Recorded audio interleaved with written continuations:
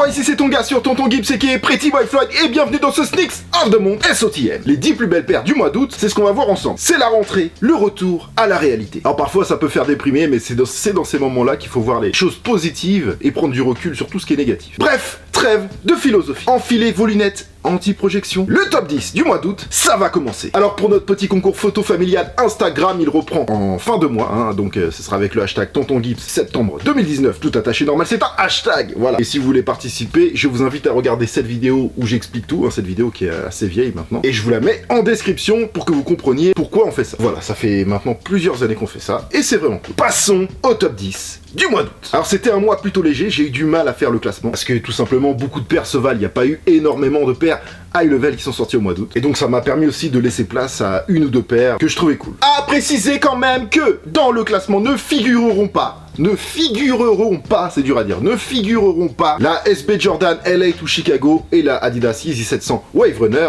tout simplement parce que ce sont des restocks. Et surtout n'oubliez pas que ce n'est pas un classement qui est basé sur mes goûts personnels, il y a beaucoup de critères qui rentrent en compte, la beauté, l'originalité, la collaboration, le shape, le storytelling, l'histoire, tout ce qui vient autour de la paire. Et bien sûr, je prends aussi très en considération la cote de la paire car elle est le résultat tout simplement d'un avis général. La liste des paires citées dans ce top 10 est dans la description ainsi que quelques liens pour en cop, quelques-unes, et tous les liens que je vous mets sont sûrs, sinon je ne vous les mettrai pas. Juste après le top 10, comme d'habitude, n'oubliez pas la catégorie Challenger avec des paires qui auraient pu figurer dans ce classement, surtout ce mois-ci. Et n'oubliez pas encore, juste après, la mention spéciale. Le top 10, c'est parti. Numéro 10, on commence avec une petite collab que je trouve cool, simple et stylée. Elle a pas une cote de ouf, il en reste encore, mais justement, c'est le genre de paire facile à cop, mais qui fait la diff malgré tout. En plus, Mita Sneakers et Bale, ces deux entités japonaises sur une paire de Reebok rétro, ça fonctionne, c'est sorti le 16 à 100 € et c'est sur une Reebok Astrek. Numéro 9, la Nike Air Max One schématique, not for resale, white, qui a mis du temps à arriver par rapport à ses deux sœurs, sorti le mois dernier. À titre perso, je suis pas fan, en tout cas moins fan que la black et la white red. Mais si elle est ici, c'est qu'elle s'est bien vendue. Je rappelle un peu le concept du pack, c'est de reprendre un peu les dessins et la partie fabrication design de Tinker Hatfield, d'où les inscriptions diverses et variées sur la paire. Sur celle-ci, vous avez le nom des empiècements à coudre. C'est sorti le 16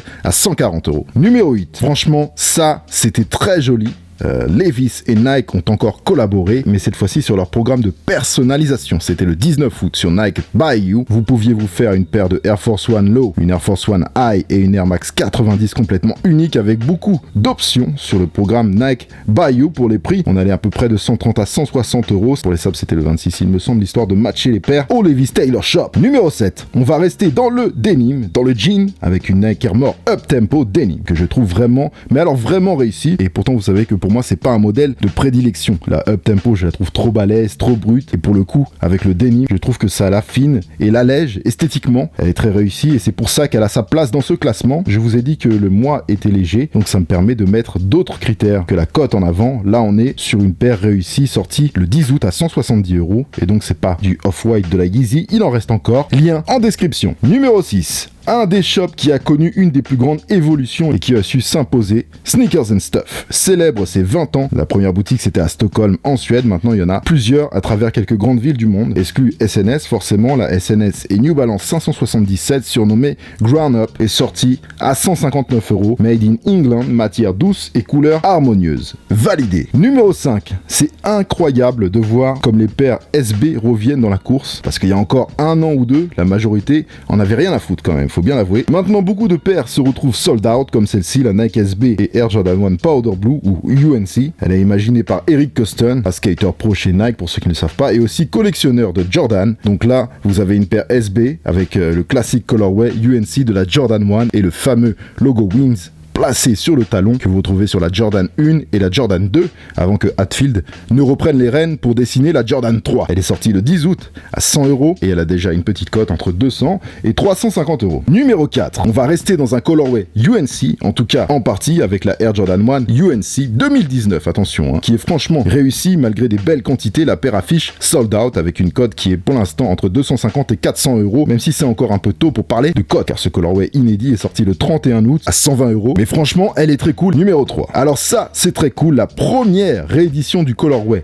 Cool Grey sur la Air Jordan 4 depuis 2004. Soit 15 ans plus tard, la paire de 1989 fête ses 30 ans et est sortie le 1er août à 190 €. Et c'est une paire qui fait surtout remonter beaucoup de nostalgie.